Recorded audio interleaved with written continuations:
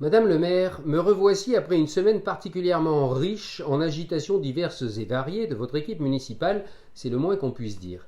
Mais avant que d'y revenir, un petit mot pour vous, monsieur Martinez Tocabins, parce que vous n'êtes quand même pas très sympa avec moi, même hors le plan faubourg. Vous ne m'avez pas donné votre avis d'expert s'agissant du beau sweat à capuche que j'arborais tout fièrement la semaine passée, mais comme nombreux sont ceux qui m'ont dit que ça m'allait tellement moins bien qu'à vous, vous voyez, j'ai renoncé à le porter aujourd'hui. En effet, contrairement à vous et à Madame le maire, je sais que l'erreur est humaine et que persévérer dans son erreur est diabolique. Une semaine riche en événements, disais-je, car celle de la mise en place de vos ajustements. Ajustements qui, comme nous l'avions annoncé, sont un échec absolu, ce qui était prévisible puisque vous avez littéralement sombré dans le délire. Cela en mettant des sens interdits des deux côtés de certaines rues, comme les rues Thor et Universelle, de sorte que vous les avez carrément privatisées, alors qu'elles étaient publiques. Et puis sans atteindre le résultat escompté, en effet, sur notre page Facebook, une nouvelle rue en sens unique, rue Universelle. Merci Madame le maire pour les gens qui y habitent. Ce quartier particulièrement calme devient un calvaire pour les habitants. Honteux, honteux du n'importe quoi. Pire qu'avant, ils sont emprisonnés dans leur propre rue, le moral en prend un coup. Dépression, colère, lassitude, ras-le-bol.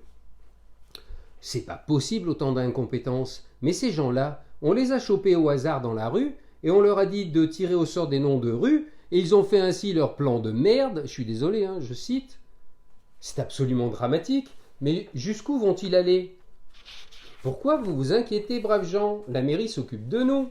Elle nous fait des panneaux où il y a tous les sens interdits qui sont mentionnés et les passages qu'on peut prendre. À l'entrée de la ville, elle nous dit quel itinéraire il faut prendre pour éviter les embouteillages qu'elle a elle-même créés. Et puis vous avez aussi des affichettes qui mentionnent quartier par quartier, carrément rue par où il faut passer, même Waze n'est pas aussi fort que la mairie d'Avignon. Et puis, des panneaux incompréhensibles, comme celui qui est apparu de nuit, comme d'habitude, probablement, j'ai pas vérifié, j'ai essayé de dormir un petit peu, à la caisse d'épargne du boulevard Gambetta. Ce qui fait que vous avez créé une telle confusion dans l'esprit des vieux Avignonnais, même qu'ils ne se retrouvent plus, ils ne peuvent plus se diriger.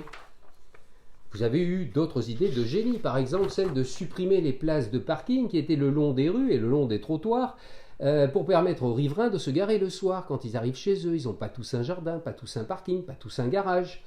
Et donc supprimer. Les gens se mettent sur les trottoirs, ils ne peuvent pas faire autrement, et voilà le résultat. Bonsoir, j'habite avenue de la Rousère. Depuis la mise en sens unique, je me suis pris 4 PV, soit 540 € pour stationner devant chez elle, où elle a toujours stationné, cette dame. Vous êtes quand même un peu sadique à la mairie d'Avignon. Et puis, comme vous ne renoncez plus à la moindre idée, aussi dangereuse et stupide soit-elle, on a vu fleurir des pauvres 2 places, parce que ça marche par 2, je ne sais pas pourquoi, sur certaines avenues qui sont implantées au milieu de la chaussée, entre les pistes cyclables et les pistes de voitures. Donc ça veut dire que si on se gare là, il faut y arriver déjà à crénoter, si on se gare là et qu'on ouvre la porte sans faire attention, notamment avec des enfants, on risque soit de renverser un cycliste, soit de les voir être passés à la moulinette par une auto qui passerait trop rapidement.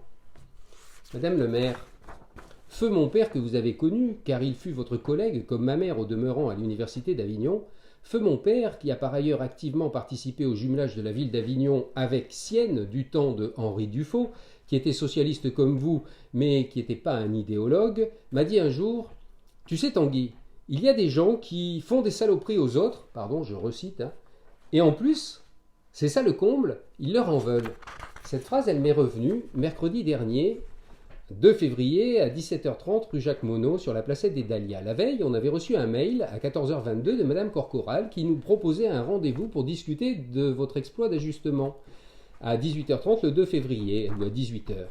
Et donc ce mail se terminait ainsi: comptant sur votre participation, et comment, et vous remercions de diffuser l'information auprès des voisins non connectés demeurant dans les rues précitées.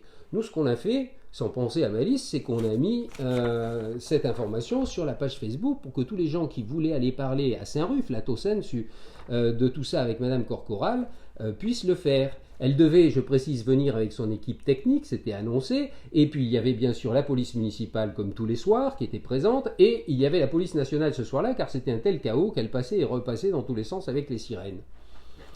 Mais 2 heures avant le rendez-vous prévu, on a été informé que c'était annulé avec comme motif avancé, il y en avait 2, un pugilat qui serait intervenu si elle était venue, Madame Corcoral, et des menaces qui auraient été proférées contre elle. Par qui, on ne sait pas, mais on a appris le lendemain que des plaintes allaient être déposées par la ville, donc on verra bien contre qui. En tout cas, moi, j'arrivais à pied de mon cabinet, enfin pas de mon cabinet, je m'étais garé loin pour pouvoir arriver à l'heure, évidemment, vers 17h30, et c'est là que j'ai découvert tout ça. Et j'ai découvert les gens qui étaient là, venus à ce rendez-vous, qui sont en photo dans Vaucluse Matin, photo du soir donc, et je suis au milieu d'eux, parce qu'on a appelé la presse. Et ces personnes, vous voyez qu'elles ont une moyenne d'âge de 70 ans, hein, prenez le journal, vous avez dû le voir, et je suis moi au milieu d'eux, et je suis un des plus vieux, donc des plus jeunes, pardon, donc je suis pas un perdreau de l'année, moi. Hein.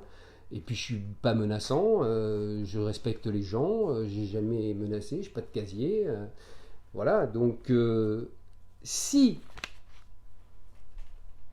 l'argument c'est de dire qu'il y avait un risque pour Madame Corcoral dans ces conditions, ça veut dire que au déni pervers de la réalité auquel vous vous adonnez déjà depuis un bon bout de temps, vous rajoutez maintenant la paranoïa. Ça devient franchement inquiétant. Alors pour vous rassurer, nous vous redemandons une réunion à la mairie, dont je vous rappelle que c'est la maison des Avignonnais avant d'être celle du maire. Et si vous ne souhaitez pas cette solution, le curé de Saint-Ruf, le père Baudouin, qui était présent le 2 février, prêt lui aussi à menacer tout le monde, hein, évidemment, dont l'église est située boulevard Gambetta, donc pour le coup au centre du village que vous nous dites créer, propose de nous accueillir dans, je le cite, un endroit de paix pour pouvoir discuter ensemble. Trêve de légèreté ou plus de sérieux.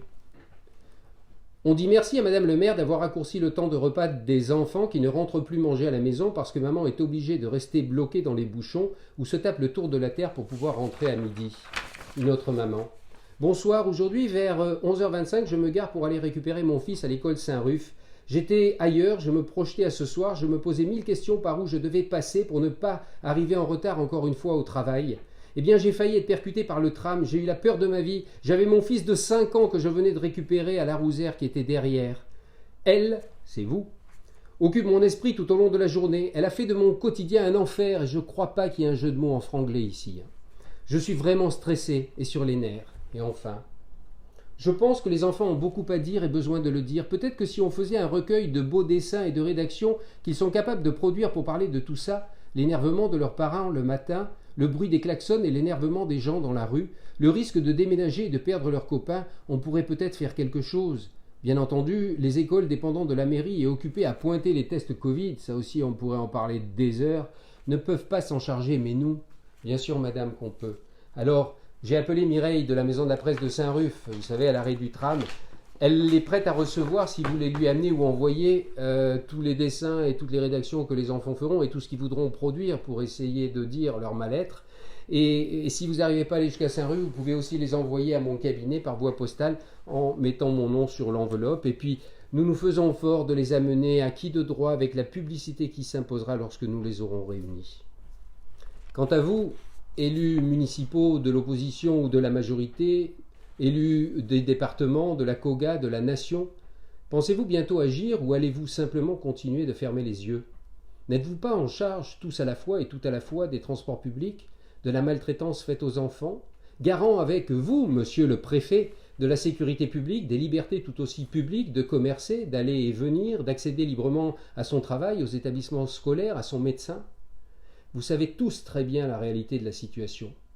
Le maire d'Avignon serait-il, avec son conseil municipal, si puissant et si redoutable qu'aucun d'entre vous n'osa, ne serait-ce que tenter de les ramener tous tant qu'ils sont à la raison élémentaire?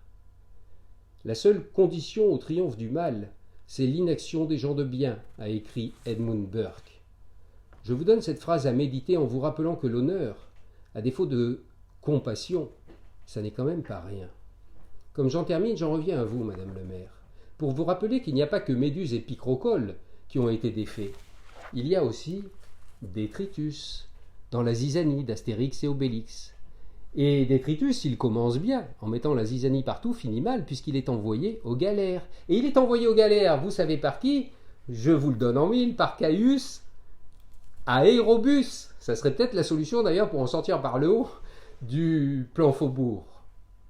Et d'ailleurs, j'ai l'édition luxe pour les gens importants, hein, si vous la préférez. Tout est à votre disposition. Madame le maire, le temps de la sidération pour nous est terminé. Nous sommes passés à celui de la légitime défense. Vous et votre équipe pouvez déposer contre nous toutes les plaintes que vous voulez. Nous nous défendrons sur chacune. Je pense que vous n'avez pas idée de l'organisation qui est actuellement en train de se mettre en place pour que nous retrouvions tout simplement une vie normale. Notre détermination est totale et durable, tout simplement parce que nous n'avons pas le choix. La sidération, c'est de votre côté qu'elle est en train de passer, je crois. Cette semaine l'a démontré. Les actions de vos adjoints sont chaotiques, désordonnées, mal pensées, sans aucun effet sur l'asphyxie de la ville. Ouvrez les yeux. Honorez-vous enfin en reconnaissant votre erreur. On vous la pardonnera, je veux le croire, mais à condition de ne pas trop tarder. Nous ne sommes pas, et nous ne serons jamais vos esclaves soumis. Je vous l'ai dit, nous sommes comme l'eau. Vous ne nous empêcherez pas de vivre. En voici une illustration parmi tant d'autres. Les infâmes dans mon genre, qui habitons le Gard et travaillons à Avignon, nous payons des salaires, des charges, des loyers, où nous nous soignons, où nous faisons nos courses, où nous allons au cinéma, enfin pour ces trois choses de moins en moins à cause de vous. Eh bien, nous avons trouvé des itinéraires alternatifs, puisqu'on ne peut plus passer par Mono, Gambetta, etc. Et ces itinéraires alternatifs, vous savez quoi? Ils passent par l'intérieur des remparts. Enfin, je vous laisse les trouver.